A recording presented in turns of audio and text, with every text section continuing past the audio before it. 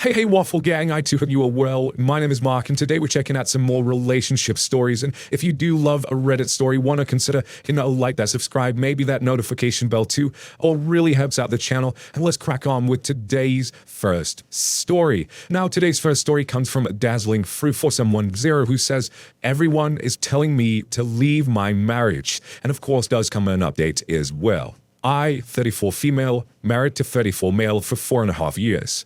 When we were dating, we would see each other 2 times a week, on the weekend. I realized later that it wasn't because of work. He would actually be home early but wanted to play Dota, which is a strategy game, with his friends instead of being with me. This continued after we were married. The first Saturday after our wedding, he played Dota from 8 a.m. till 7 p.m., coming out only for a quick lunch. This has been a huge issue between us. I've asked him to play at different times when I was at work, but he wouldn't because his friends weren't available then. I asked him not to play around the time I came home from work, as I was driving alone in the dark and anything could happen. He didn't listen, and after one such afternoon when I needed him and he was playing his game and unavailable, I decided to leave. I stayed with a friend for a week, but reconciled after he said he will only play 2 games a day. Unbeknownst to me, 2 games didn't mean 2 hours. These games can go on for much longer. Even though he'd come home earlier, he wouldn't do grocery shopping or cook. I was expected to do it all. If there was no food or I suggested takeaway, he would say, "Is this how you grow up?" in a condescending tone and get moody and not talk or say, "I'll just sort myself out." When I would try to talk to him, he'd continue to watch his screen, and if I asked him not to, he'd just close his eyes and say, "Talk." If we watched a movie or video together, it was what he wanted. He didn't take an interest in any of my interests. He preferred I did things alone, like meet friends, so he could play his game. Anyway, we had our son in December 2020. He was his usual self during the pregnancy, initially excited but not very loving. Didn't talk to my unborn child or rub my tummy except to say I was getting big. I still did everything I was expected to do, including carrying heavy stuff. Because of COVID, he couldn't come to most appointments. He did drive me to the first 2 and sat in the car while I went in. 6 days postpartum, his mom complained that I didn't want her to hold my son. He got angry and didn't listen to me when I said I was trying to get my son to latch as we were struggling to breastfeed. Huge fight ensued with his mom, making up complete lies about me. During the fight, he brought up how I don't cook a feast like his mom does. He also says that the nurses were laughing at me, that he was doing things for my son while I was just in bed. 2 days after C-section. 2 weeks postpartum, and he called me abnormal and mentally unstable for being tearful. After everything described above, I was crying a lot, obviously. He would sit behind closed doors while I cared for our son the entire day, just because he did 2 night shifts with our son a week. Yet he wouldn't think to give me a break for doing 5 nights. Worst part is, he was watching porn in this time. He said it was because our relationship wasn't good that he turned to porn, but I suspect it's been going on for quite a while. He told me once that he would ideally like to have sex once a month, yet he admitted to watching porn 2 to 3 times a week. I know it's been every day though. Before my son, I found an escort agency site on his phone twice. Coincidentally, the same site his brother uses to get his prostitutes. He told me it was a virus and I bought it. He constantly plays his game, watches his game on YouTube, even during early newborn days, when he did nights and would feed our son. When he insisted that his mother holds our son, he went off and played a game. He says I can't cope with our son because I wanted my mum the first 2 days after my emergency C-section. He called me a bad mother because I didn't cook supper. My son always had home-cooked food, but because one day I didn't make supper for him, husband, not son, he said my son was unlucky to have me as a mother. He said my son will soon see my bad side and calls the affection and love I give my son fake. I have done all the nights since my son was 6 months old and 5 of the 7 nights since 6 weeks old because he said he wasn't managing with the nights and were. Not once has he offered to do the morning shift so I can sleep in. Even if I ask him to keep my son, he either says don't take too long or just puts him in front of the TV/his phone. He does not feed our son solids because he has no patience and he has never made him sleep. At 6 weeks old, he would leave my son alone in his crib while he watched YouTube videos. So everything falls on me, yet there is no recognition for what I do. Instead, he buys another woman, his banker, an expensive bag because she saved a lot of money and was supportive. Once I asked him directly if I was a good mother, and he said, yeah.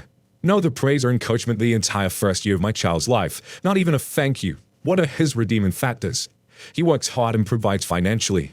I buy everything needed for our son, but he pays the mortgage, utilities, and Wi-Fi. I always thought of myself as a strong woman.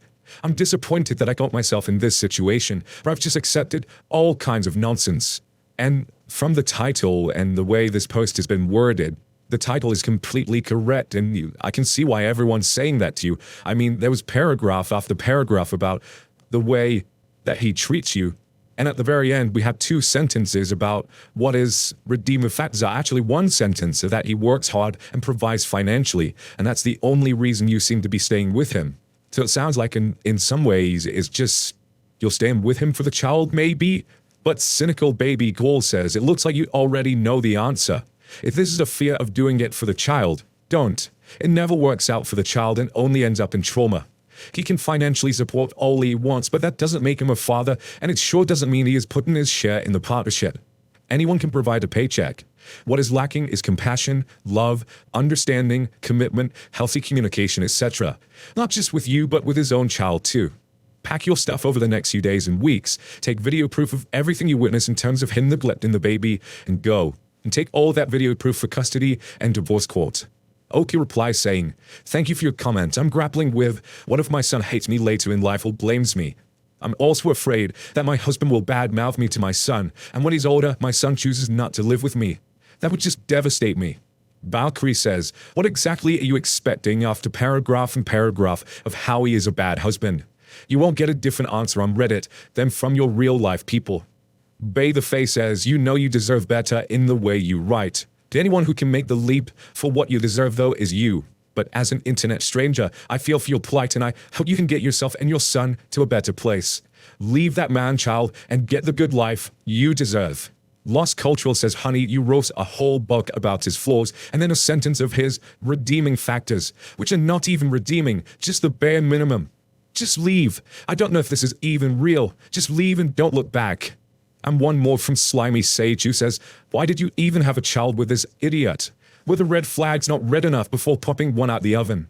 You might need to consider raising your kid as a single parent. He does not deserve a wife and kid, and I do not think you will feel his absence at this point.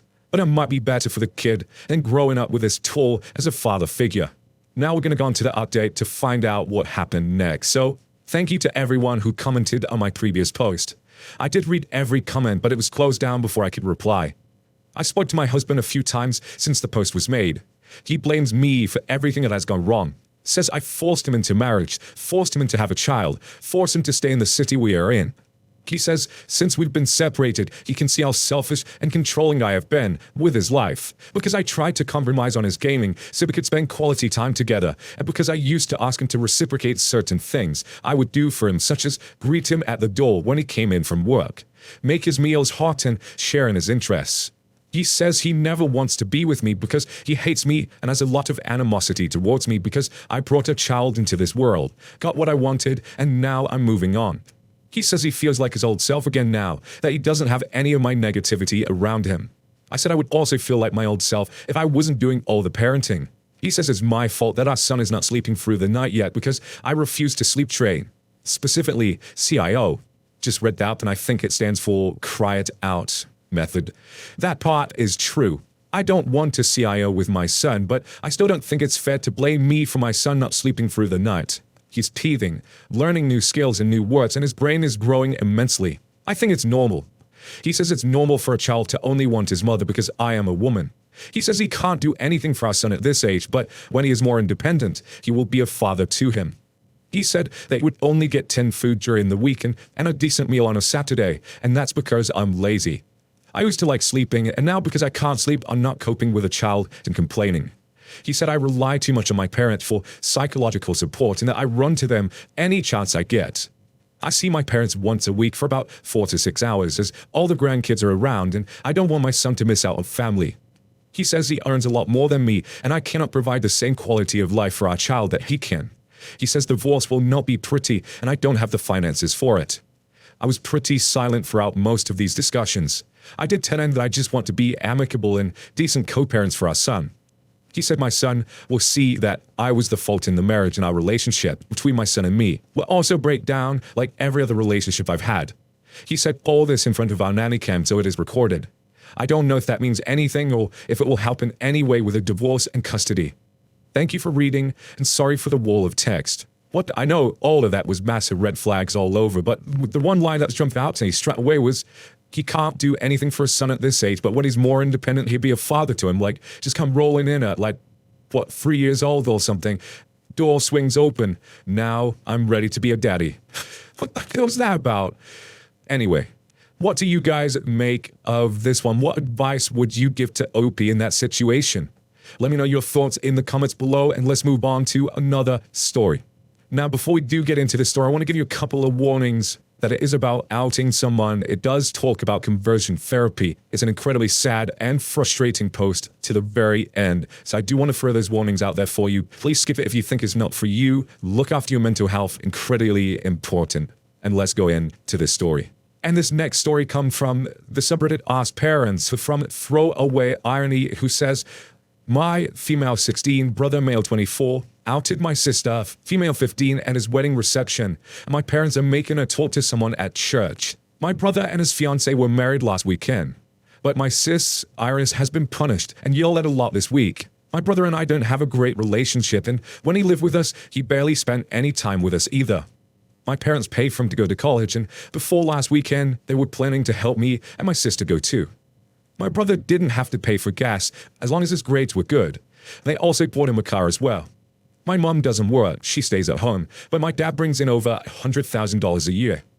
However, as a result of what happened last week, my parents told my sister they're not letting her do sports. She currently does dance or hang out with friends until she apologizes, among other things, including talking to someone at church. And they've barely gotten up my brother, Matt, for humiliating her last week. When I tried to defend her and talk to them on her behalf, they also yelled at me and said they wouldn't pay for me to go to college if I don't stop because I should know it's wrong. But when I continued to argue with them, they said I'm not allowed to work next year and that I won't be taking driver's ed either. I don't know what made my brother out her last week, but he used to always complain about things my sister and I would be allowed to do before he could, like getting your cell phone earlier and stuff like that. But that shouldn't have anything to do with it at all. When he spoke at the reception, he said that he felt led to say something that was on his mind and told everyone that my sister is gay. He also said that he needed prayer to get support, and my parents has no idea that she was gay either. I knew because my sister told me some time back, but when I asked if she ever told Matt after the wedding, she said she didn't, but that she told Ariana, Matt's fiancée. Ariana would sometimes drive my sister to sports if my parents couldn't, and they became close and would sometimes go out for ice cream too. I wasn't particularly close with her, but she was close to her. Iris said that Ariana was very supportive, which she told her about it and how she was afraid to tell her parents. And she also said that Ariana showed her some resources when they could go out for ice cream or sports too. However, the only way that she figured Matt would know was if someone told him and thought that he'd be safe. That's her best guess about how he found out. But my parents are fairly religious and opinionated on such matters, and that's why she was punished this week too. I used to know someone in my friend's group who was gay, and my parents weren't crazy about him and encouraged me not to hang around him too. His parents went to our church, but he wasn't really religious, and Dad said that his parents were failing him, among other things, and how he will be punished, because God never intended for that. They also have views on abortion that I disagree with, that they roped into their purity stuff too, but that's not here nor there. Iris was embarrassed and started crying after he outed her, and while Dad later told my brother that he didn't like him saying that in front of everyone, he still yelled at her and took away sports and seeing friends until she talked to someone at church. That hasn't happened yet. And he's also yelled at me for trying to stand up to her. I could care less about what happens with my college because she's barely talking to me, and Mom took away her phone and laptop too. And she also was spanked where they talked about it too. Dad didn't show that he was upset at her at the wedding, but he's been yelling at her ever since we got back and a lot of times this week. And I don't know what to do. My brother also said that Ariana went to her parents the day after the wedding and has been staying there. And as of right now, she hasn't come back yet. He's also come over to talk to my parents, but I think that was more about Ariana for the most part. I can't tell you how much I hate him because she won't talk to me. But I tried to tell my parents that they are wrong to punish her. They just cursed at me and took away some of my privileges too. And they also said I won't be going to driver's ed or working because I was being disrespectful, and that if I keep it up, they won't pay for my college either. I just feel hopeless. Is there anything I can do to get through to her, or my parents, before she has to talk to someone about what happened? My sister says she's scared because she'd never seen them that upset when they talked to her, and she won't be able to do sports or see friends or play games or watch TV or have a phone until she talked to some people at church. And she doesn't even know what they're gonna say either. Is there anything I can do to help assure her before that happens? Edit. I'm going to talk to a teacher about it, and I'm considering telling her to just nod and perhaps lie for her own safety whenever she talks to someone at church, because it's better than our parents thinking it didn't work and sending us to some convergent therapy. About Ariana, I'm honestly not sure. I wonder if perhaps this was a matter of couples not keeping secrets, along with how she'd have no idea that he would ever do such a thing. My sister said that she actually regretted reaching out because when she told her to keep the secret, she should have known that couples probably don't keep secrets, to use her words. Although no one really figured that Matt would ever do that. Looking at her past actions, she's drove my sister to sports and ice cream to provide her outlets and venting about her coming out, which hadn't happened yet and probably won't now or anytime soon, along with resources. So I don't think it was malicious besides sharing, because couples don't keep secrets sometimes, but we don't know for sure. And my sister actually wondered if Ariana tried to reach out to her, but because my parents took her phone, she has no way of knowing for sure. It's also important to note that Ariana went to stay in her parents' hotel the day after the reception and has ghosted Matt after what he did at the reception. But now we're going to move on to the update to see what happened next. My sister was really afraid of having to talk to someone at church, and the pastor she ended up talking to was one of the senior pastors. She hoped that it would be someone from youth, but Dad said that I couldn't be there with her when they told, and he didn't tell me when they'd be talking either. I figured it'd be on Sunday or Friday at youth and planned to just follow whenever they took her. But Mum took her straight from school on a day when I had sports afterwards and didn't expect it. And she didn't tell Iris that she was taking her to church until they were actually en route to the building. I hate how she went around my back to do it, but that's what she did, and Iris had no time to prepare. I tried to talk to her when I got back and asked what happened, but she refused to tell me anything and is still refusing to, and she was still visibly upset after it too. I tried to tell her again that the safest thing to do is probably lie and lay low so that it passes sooner and they don't give her a hard time, and I told her that before that day too. But I still don't know what happened because she won't tell me, and she's recently begun to lash out at me for trying to talk to her. She was distant before, but now she just gets upset and wants nothing to do with me at all. I was also able to talk to a teacher a few days after my first post, and I told her everything that I pretty much had written before. She agreed that my parents were being ridiculous about everything and that my brother was just as bad as them. But she also said that she would have to report it, and I told her that I wanted her to do that too, since she was also spending in the aftermath of the reception. However, when she said that she could try to talk to Iris, I told her that maybe she would open up to her because she wanted nothing to do with me, even after I told her about my intentions to tell a teacher, only for her to get angry and tell me to leave her alone. She said that she would try and have to report it regardless, that my parents talked to me after they received a call from someone that they refused to specify about what happened. But they told me that Iris told them that I had spoke to a teacher, which led them to getting a call, and that they want me to leave Iris alone and stop talking about our family. Dad also said that I no longer have my college fund and that he'd be using the money to help Matt try to sue Ariana for being abusive by ghosting the day after the reception, and that he'd kick me out if I bother Iris again. He didn't want me talking to her, but I was able to at school, because there is no way you could prevent us there. But as of writing this, there has not been a visit from anyone to our home. But again, she wanted nothing to do with me and tried to avoid me with the exception of telling me to leave her alone and just getting upset. As of writing this, she still wants nothing to do with me. And she has been talking to my parents a lot more without the screaming from the aftermath of the reception. However, Ariana broke her silence along with her parents and told others why she left, and she wanted nothing to do with Matt, and Mum said that she was slandering Matt, which is why she wants to sue her too. Ariana said she didn't know that Matt had such feelings towards his sister, and that he was homophobic. When he came across the LGBTQ resources, she was crying for Iris and asked about who they were for. Personally, I didn't think she tried to hurt Iris because it made no sense that Matt and Dad would try to sue her if she agreed. She also said that she wanted a divorce as well. However, Dad took to social media and wrote that Ariana had previously tried to pressure Iris into sexual activity when she drove her to sports, and that it led to being confused about being gay, that she tried to assault her. He also said that Iris told him about it, but I don't believe Iris told him that at all, because he said it after she broke her silence. But when I went to ask Iris, she still refused to talk to me. I tried to stress to her that it's important to know because Dad's accusing her of something that's very dangerous. But she still refused to tell me much, and Dad made this post a couple of days ago, so it's still fresh. He also has a lawyer that's working with him and Matt, but Iris is only talking to our parents, so I feel really lost. Maybe they're pressuring her to avoid me and say nothing, but she still won't tell me much. When I asked her if Dad made that lie about Ariana, she refused to answer and just got upset.